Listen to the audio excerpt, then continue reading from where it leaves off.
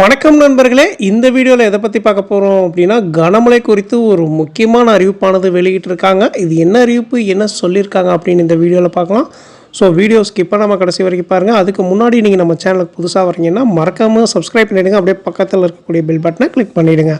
அப்போ இது போன்ற முக்கியமான தகவல் போடும்போது நோட்டிஃபிகேஷனாக உடனுக்குடன் வரும். வாங்க வீடியோக்குள்ளே போகலாம். வட தமிழகம் மற்றும் அதனை ஒட்டியுள்ள பகுதிகளில் நிலம் வளிமண்டல மேலடுக்கு சுழற்சி காரணமாக இன்று நீலகிரி மற்றும் கோயம்புத்தூர் மாவட்டத்தின் மலைப்பகுதிகளில் கன முதல் மிக கனமழை பெய்தது. அதேபோல் திருப்பூர், ஈரோடு, கிருஷ்ணகிரி, தருமபுரி, சேலம், நாமக்கல், தேனி மற்றும் திண்டுக்கல் ஆகிய மாவட்டங்களில் மழை பெய்தது.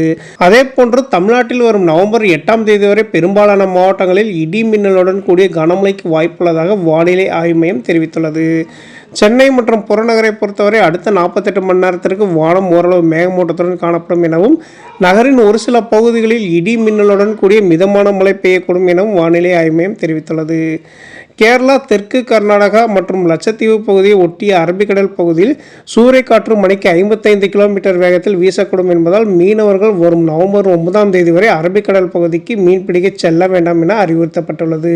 தமிழ்நாடு மற்றும் புதுச்சேரியில் வடகிழக்கு பருவமழையானது தற்போது வரை 27% குறைவாக பதிவாகியுள்ளது குறிப்பிடத்தக்கது. இந்நிலையில் கனமழைக்கு வாய்ப்பு என வானிலை ஆய்வு மையம் அறிவித்த நிலையில் பள்ளிகளுக்கு விடுமுறை அளிக்கப்படுமா என எதிர்பார்க்கப்படுகிறது.